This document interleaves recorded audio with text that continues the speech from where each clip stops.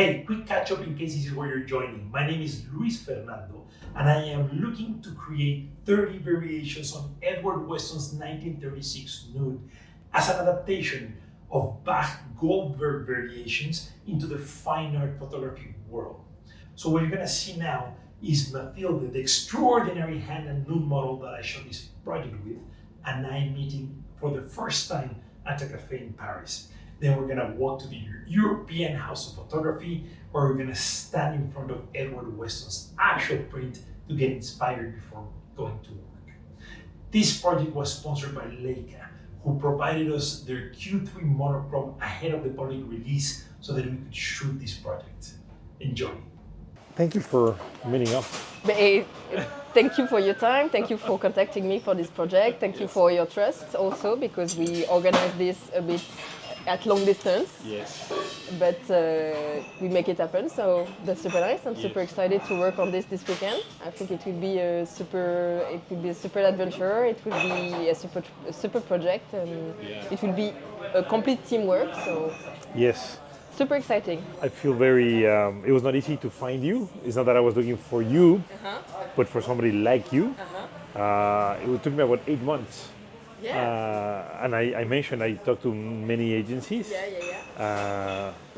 But there's a sensitivity towards yourself, how you respect and not allow yourself to be objectified, but to use your body to communicate. And there was something that you said in our call that to me was like, I think I wrote it, it was music to my ear. When you said you look at yourself and your body as a way to communicate emotions and poetry.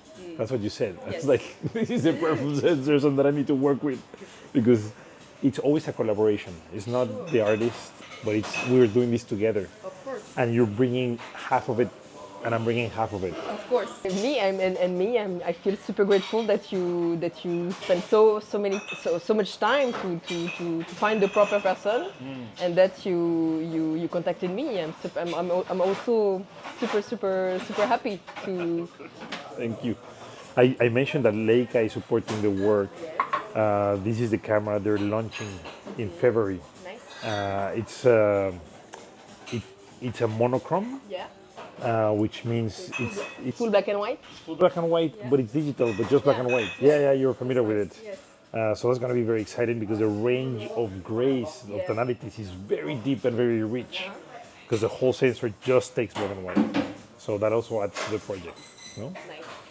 By chance or not, we have this exhibit nearby, Yeah. which would be amazing that we're going to see the original print. Yeah, I think that's super for me. I'm super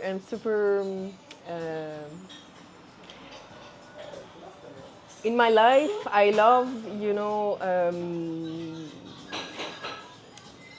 spotting some things that make sense to me, and sometimes I'm 100% sure that nothing happens by chance in life, and that everything is, everything comes from your attitude, everything comes from your actions, and it's like a book, and sometimes you have some hints, and the hints, if you pay attention to the hints, you can see a bit the end of the story or what will happen. And for me, that kind of thing, this exhibition at the moment, how it projects, for me, it's there is a lot of sense. It makes sense. Yes. I had no idea. When I went online to see, what to see in Paris. Of course, Paris Photo, and then I saw this, and the main image of the exhibit is the one we're going to be working on. I thought Jung called it synchronicity. Yeah, it's synchronicity. Yes, that's what the word I was looking for in English. Sorry. So I'm excited that we go and check it out. Yeah, sure. And I haven't seen it.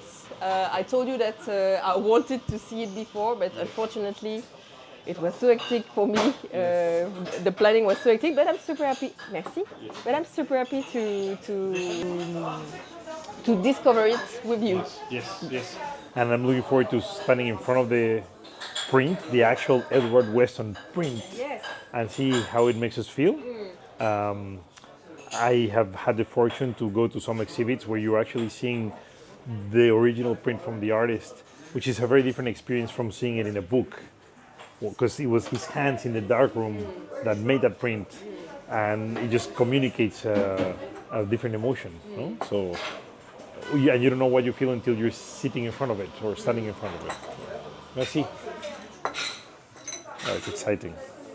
Yeah, that will be super exciting, and I'm super happy that that also we can meet before and not meet tomorrow on set, because that's not something that's even more specific in the process than a commercial project for me, because we will create something that we have no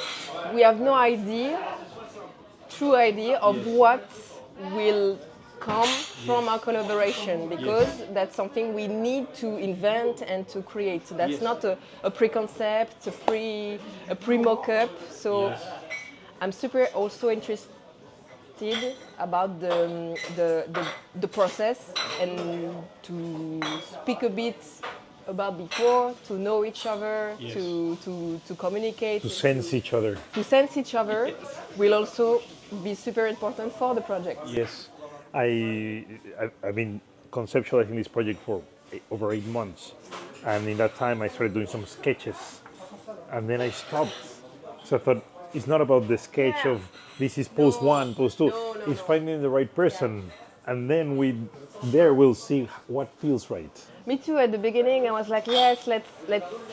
I will work like in all of my commercial shoots. So let's do a pose mood board or something like this. And I'm like, no, I think that's not the right process. The process, we will create. I have some ideas, of course, but I'm super organic with my body and I'm super organic with my poses, and I will find, I think, with you, the right poses at the right moment for our project. You know.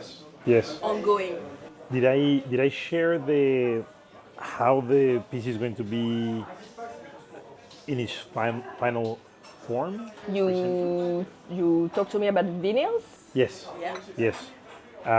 So I'm designing the covers for the vinyls, and instead of having the LP inside, it's going to be the print mounted with a Passepartout.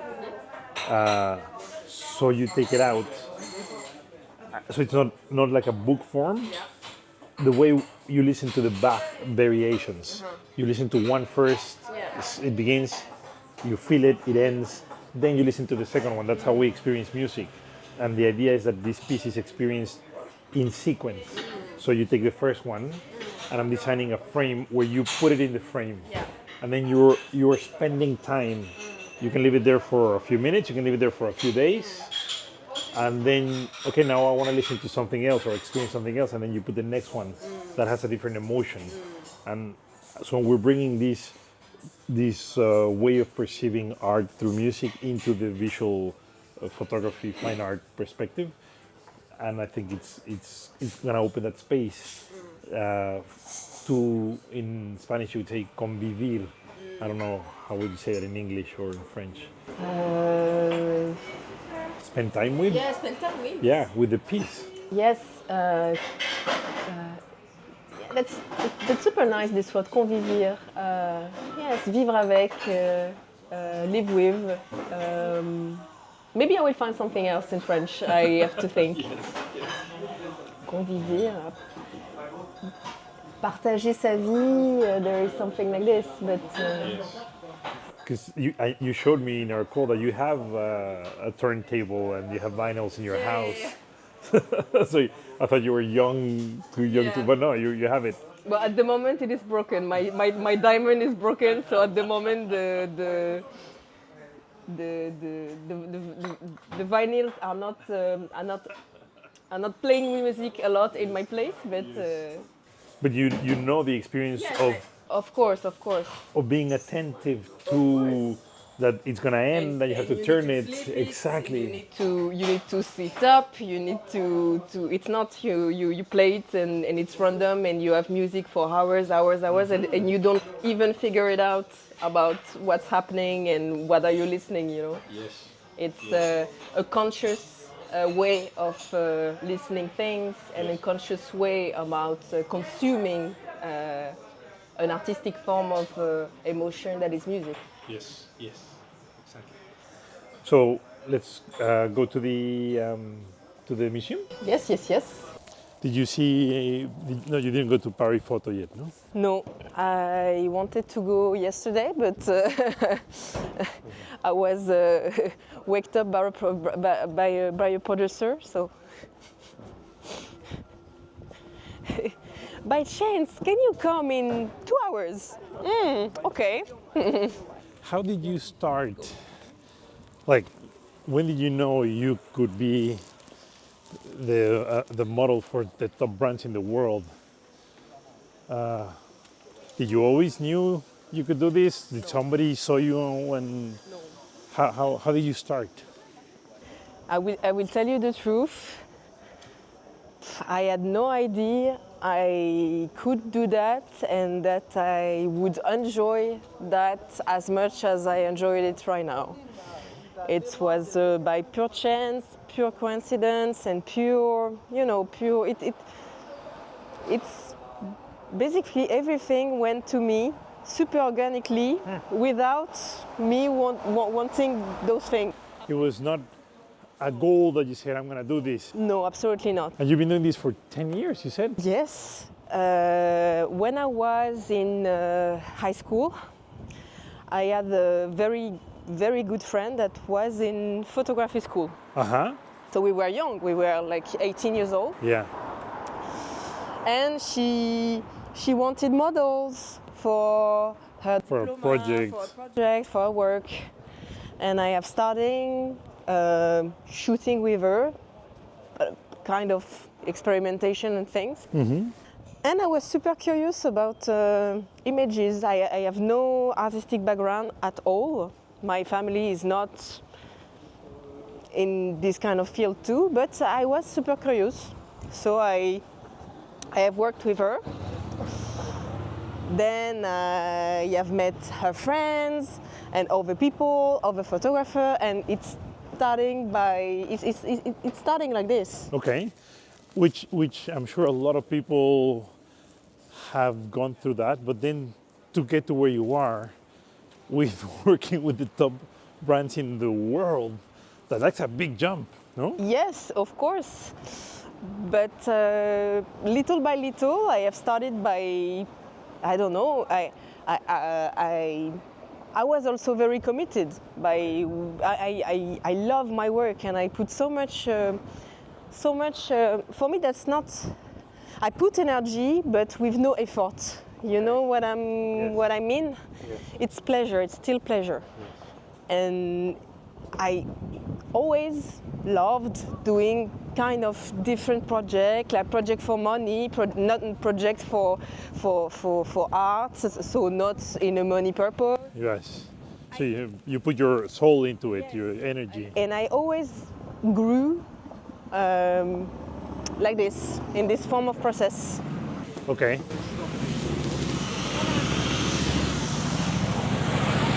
That's very interesting, how life has a way of working out, no? But of course, the relationship I had with a photographer for 7 years, it also, I think I wouldn't be the same if I haven't met him. He taught me a lot. Right. Because I was his assistant too, because he was he was hardcore. It was a hardcore photographer, like kind of super exigent. He couldn't have a proper assistant because he thought that all the assistants were not as good as what he wanted. He was super hard. Right. But me, he was I don't know. He trust it. Maybe I was not the best technical assistant, but I was the best support. Right. So I was always at the beginning on the shoots. I was like. You had a strong work ethic. I dealt with the gears too. So I have learned photography with him. Right. So you know how it is to be on the creative producing side, and that gives you a different, more rounded perspective on what it takes and what you expect from the other side. Yes, and it also teach me how to compose an image, how to light an image, and this helped me a lot in my career, and it helped me a lot with my skills and what I can bring to commercial shoots, for instance, with photographer, especially when I have not a lot of time to do my job. Right. Because, for instance, sometimes, yes, I'm booked for the day, but I know that I will have, I don't know, maybe 2 shots during the day. Okay. And that those 2 shots, I have to do it in 5 minutes each, because everything is already so late. Yes. And the schedule is so tight that I have only one chance, you know. You know, I feel a lot of pressure, which is a good type of pressure that you need to perform. I think it's left here. That we want to come up with 30 great images in only 2 days. That's a lot of, you know, a lot of pressure and a lot of work, because it's not easy to get 1 or 2 and get 15 in a day. Yeah. It's one of those things that you know it's not easy, but it's achievable if you really focus and work hard and have great talent. But it's not a given. You know? No. But This is it, to the right. yes. We've arrived.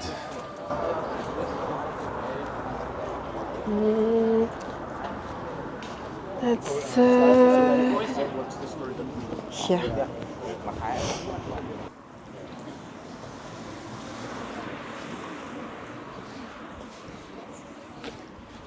Whew. Fantastic. That's manageable, especially that I think in our process, I think tomorrow we will start slowly, but we will start slowly because I think we will start by the base. Yes. So I don't know. Do you work with an assistant for lighting? No, I brought my own light. Okay. I did some tests before coming. Okay. And I usually like to do it myself. So yeah. Okay. Yeah. And so the variations in the classical music, so you always hear the same aria, so you recognize the starting point. You always see that it's a variation or a derivative of. So it's not something that has nothing to do with it, but you can always identify, oh yeah, this is that same, but it sounds different. Now it has a more joyful or more nostalgic. And I think we can play with, of course, angles or positions of you, also angles from me, lighting, and time. I think those are like our variables. So I think we start from the beginning, like let's replicate the image, which of course we're not going to use that, and then from then we experiment. You know, maybe we'll do one from the same pose, but I shoot you from your back, maybe from the side, maybe the lighting is on this side, and then we also start. Okay, let's change the hands or the head. We'll have a conversation, and you're going to bring to the table how you feel. No. My friend, she gave me some jewels yesterday, so I have some beautiful chains, and I have, for instance, I have a super beautiful, because you know her head is like this. Yes. And so you can see her here, and a bit of her hair, and a bit of her here, I think. Yes. And so I have super beautiful, like one side earring with a pearl that are a bit, you know, timeless and even painting wise, but in a modern way style. So I think it will be super beautiful. Something that just a bit shiny, you know, that brings something. Yes, a touch that it doesn't distract, but it adds. Yes. Thank you for recommending Cici. She's joining us tomorrow. And so that's also going to be great to have her input. Yeah, she will be super nice too. She's super creative too, and I think yes, she will be a good help. And she will add yes, maybe some hair variation too. We can do the hair tight as her, but we can do maybe a bit more modern, like the just the hair Longer, loose, yes. or wet, Yes. or I don't know, Yes, yes. sleek. Yes. You know, Weston spent some significant time in Mexico, and that was part of his. I don't know if you have followed his career. No, I know his work, but So there's a connection, you know, coming from Mexico, and he having spent. He was in California, and he spent some time with his partner at the time, Tina Modotti, and they went to Mexico. And they very quickly got involved in the artistic community. So they were friends with Diego Rivera. Modotti, for some period, was a brief lover of Frida Kahlo. So they were involved in that very creative wave in Mexico. Then he went back to California and then came back to Mexico. But it was like an important part of his development as an artist, which is interesting. Look at this is poetic. You can see the texture of the paper is such a high quality, probably cotton, but the print it's never the same to see an image on a book than the actual print. 1907. And how the light falls on the bowl in such a beautiful, poetic manner.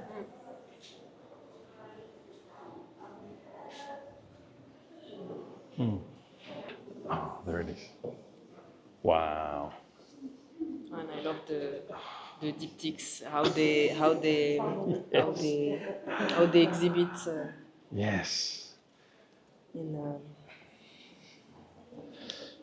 You know, when he sent those prints of the shells back to Modotti and Diego Rivera, they were concerned about his mental health. They saw the prints as I remember reading about it, very erotic. Sure, it's sensual. Yes, and for him it was just the beauty of everyday objects. Yeah. Huh? But it's super beautiful. The two, Yes. the two together. Yes. I must say it's brilliant.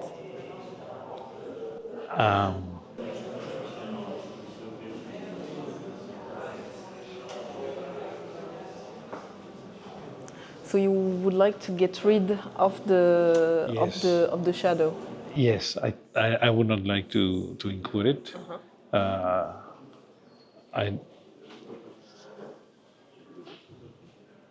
I think the photograph is better without it, and I believe he did as well. I spent quite a bit of time yesterday looking for the right quilt to put underneath, and I found an absolutely beautiful baby alpaca, very smooth, with a pattern that is so elegant.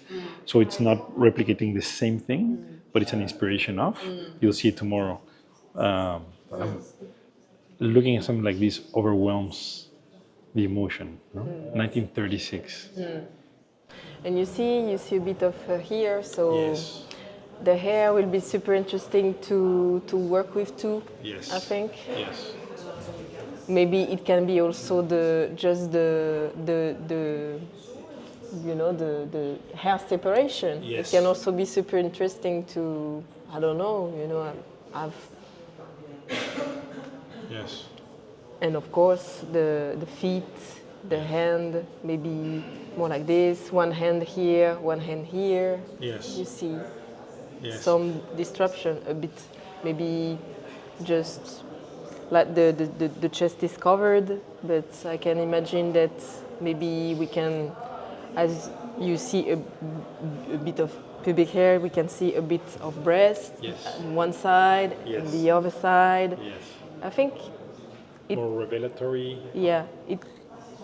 we can it's a round pose, You know, she's. It's really an inner pose. Yes. So we can really do something really organic around this. You know, in a round movement. You see what I mean? Yes. I see what you mean, and it's not just. I usually like to work with people who have danced or done theater because they know how to use their body to express emotions. The fact that you don't only do nudes, but your hand and feet model, Yes. and the extremities are such an important part of this composition. Of course.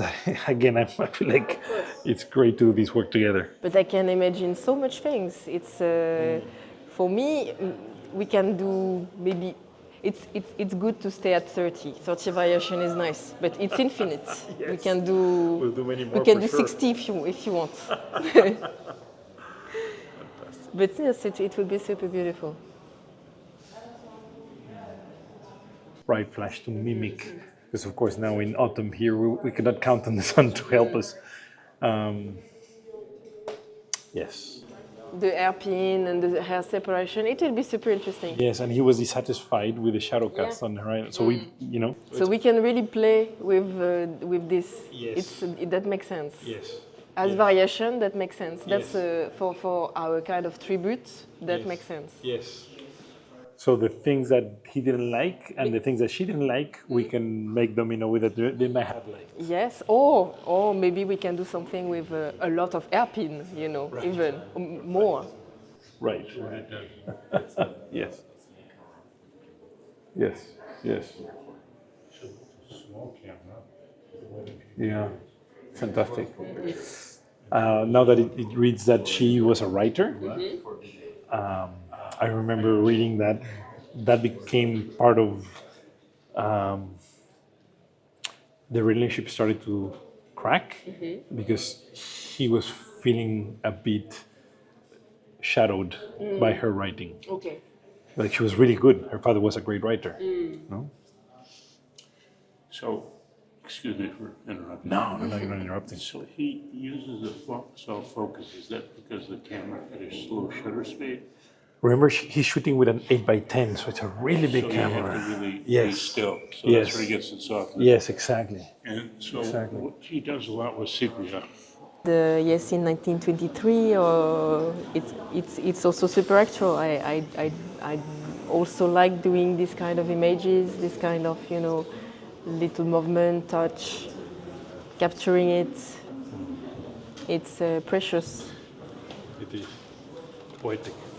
Yes, it's a kind of moment that is captured, so it's super, ephemeral. It's like this, but at the same time, it's like timeless because that's something that can be, This is over 100 years old, and could have been taken this morning. In that speaks to, you said it perfectly, timeless nature of the feeling that it's evoking. It's universal. Yes.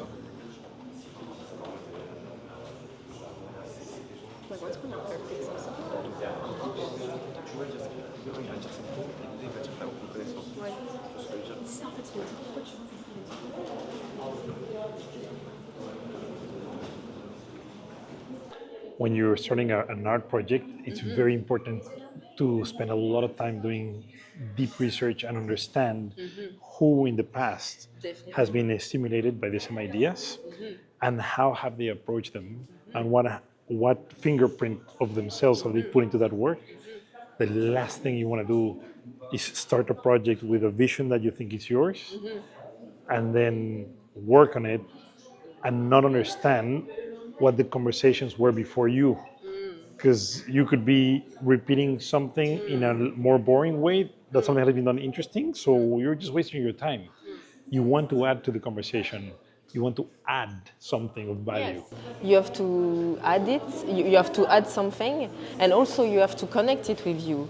And if you don't, make the process of trying, learning and understanding what's happening before you cannot truly connect. Yes. That's artificial. Yes. Did you read Rick Rubin's book, Creative Act? No. He published it a couple of years back. He's a very prominent music producer.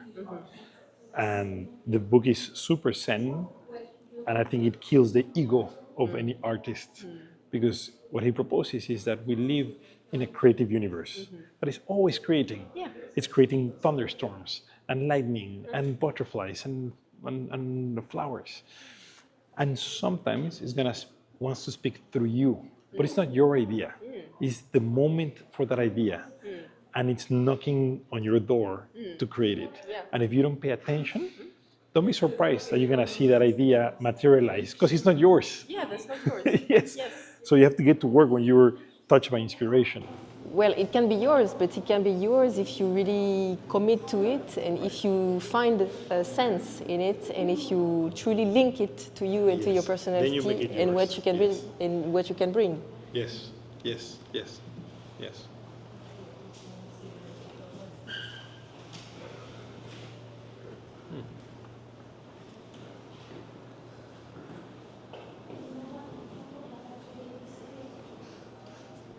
His portraits are also, you can find his sensibility also in his portraits, the intimacy. The intimacy he has with the objects, and also even with the headshots. Yes. He does. Yes, which is something that is a very rare ingredient in a portrait. You can really see if two people are connecting, or it's just a portrait, but you can feel it. No, I'm always surprised how what's going on through the mind of the model shows if she's at ease within herself.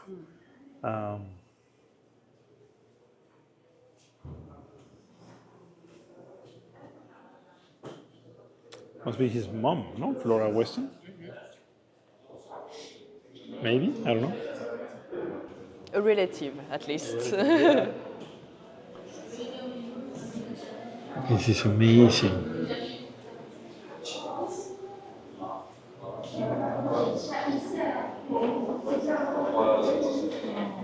Amazing.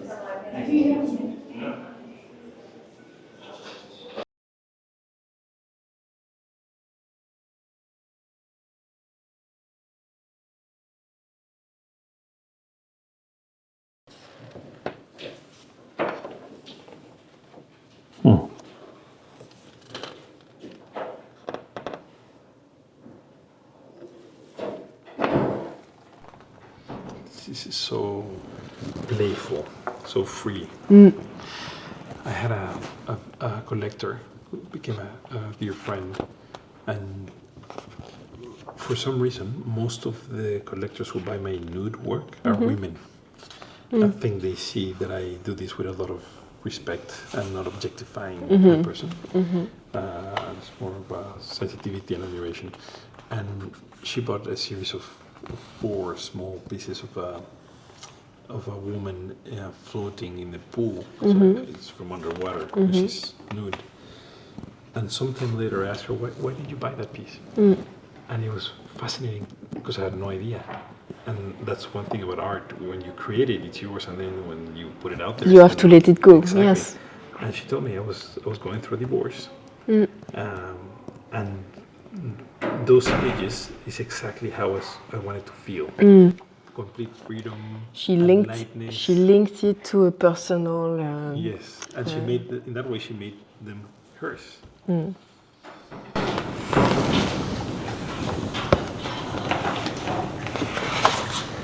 Desserts are so amazing in terms of shapes and variation of landscapes, and that's something that is so powerful. So yes, my first time was last year, and I crave for coming back to spend an entire week like walking in silence in this kind of stunning mineral world, this world of rocks and stuff. I love touching everything, collecting things, rocks, and taking some pictures. You have to be very comfortable with yourself and your inner world to spend a week in silence by choice in nature without, your monsters. I think we're so distracted in the cities that very few people would have that comfortable experience without noise and just being present to themselves and nature. But me, I need it. It's a need. It's a need. I love walking, and that's why I think I'm super comfortable with running, because I like this way also of letting my body doing a repetitive movement with the landscape like moving with me, and my mind like fixing on some point, and then it's meditative. That's something that speaks to me too, so Isn't that amazing? yeah, I love this too. It's kind of different. Yeah. We have a straight line and that curvature makes it very organic. And there's something about the nude in the water that communicates. A nude can have such a powerful effect in so many different ways. It can be captivating from a beautiful, just looking at a beautiful image. But I think, yes, the question linked to the body is really cultural. It's part of your culture, and it's part of your culture and your sensibility. You have people that are so away from their body. They are so away from their shape, their muscles, how they move. They don't have link to their body and their movement. And I think that's something that is really proper to everybody. Yes. It's I don't know if it's obviously the way you grow up. It affects your psyche and the way you see yourself and life. It seems to me like the European comfort with the body. You can sunbathe topless. It's not an issue. That's a crime in North America. sure. And so that different perception makes the nude both an object and it also has a power, right? Because then women can use it as a way to... It's quite political. Right. Because it has of course intention, and there is obviously a subjective interpretation about nude images. Yes. That is me. I don't know. When I do nude, and I do it a lot, and I always did. Since I remember, I always be naked for photography. That was there were no barriers and no fear for me. It was something super natural. But I think it's because of my personality, and me. I don't see nothing wrong. I don't see nothing. Nothing is wrong for me, and for me, it's just the way I am. It's not even. It's not even manifestation, or... You're not trying to repair something that was done bad to you when you were younger. It doesn't come from trauma. No. It's natural. It's the way I am. It's basically my body is a super beautiful vessel to do a lot of things, to share things, to communicate things. But right now, because I'm really into sports and to performance, it's also something that is... My body is also my vessel to go beyond myself, to go beyond my mental, to to support me, and my body is so precious for me. But I'm really connected to my body. Yes. Are you familiar with the 1970s series of programs by John Berger called Ways of Seeing on the BBC? Have you seen them? No. There's a book and a couple of series, and in one of them he makes a differentiation that was already done in a previous book between being nude and being naked. And he says that a nude is like wearing clothes. You don't want to be seen naked. Like if you think of if you see naked, it's like somebody seeing something, a part of you that you don't want them to see. But it's not the same as being nude. For me, when I don't even, sometimes I'm nude and I realize I'm nude while seeing that the other one is not naked, you know. It's super weird for me. It's super. I can have a really complete conversation like fully naked. It's something that doesn't disturb me. Yes. So when I see something like this, something is moved inside of me. Like this is poetry.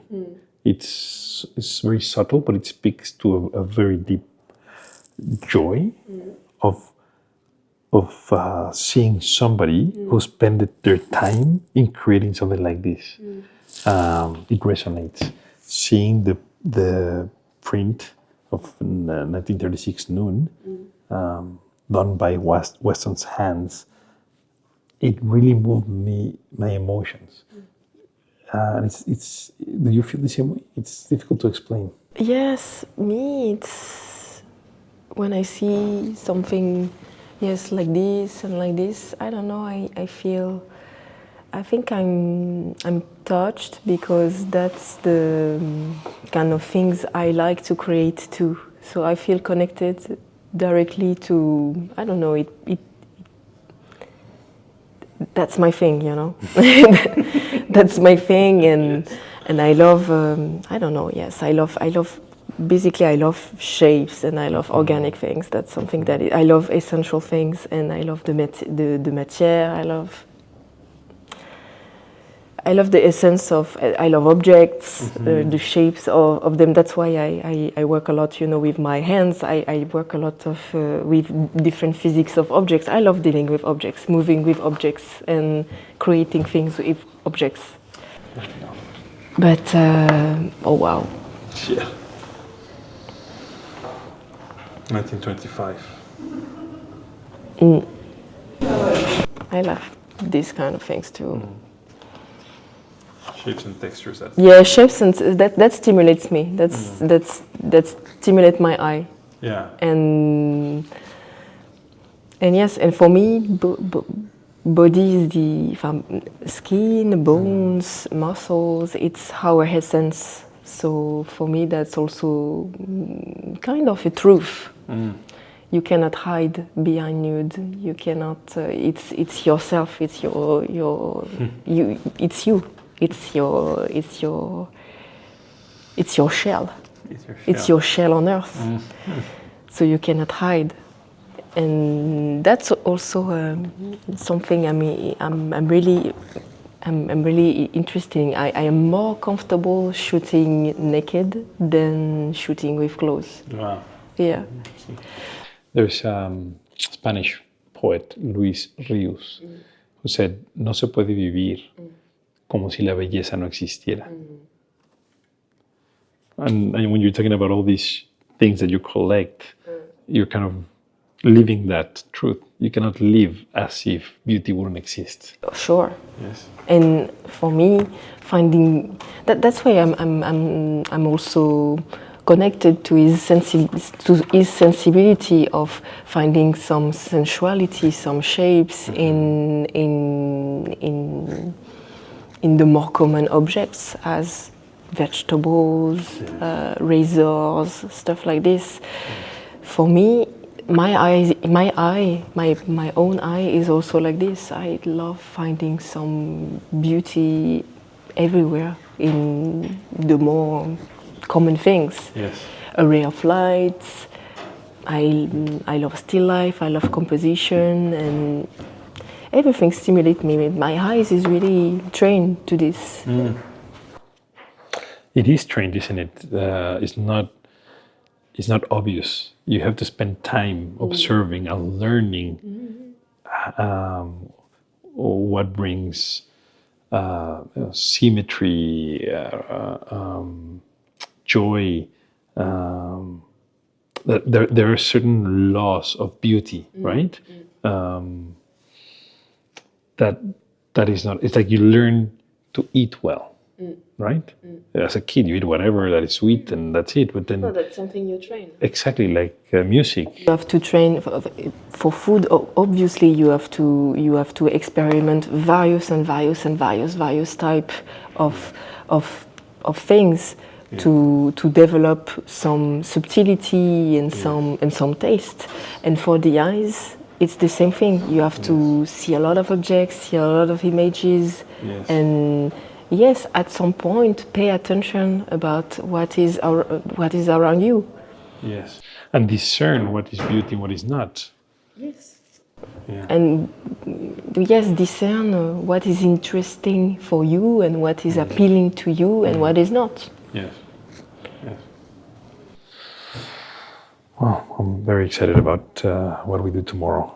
Clearly, we share a sensitivity towards similar aesthetics.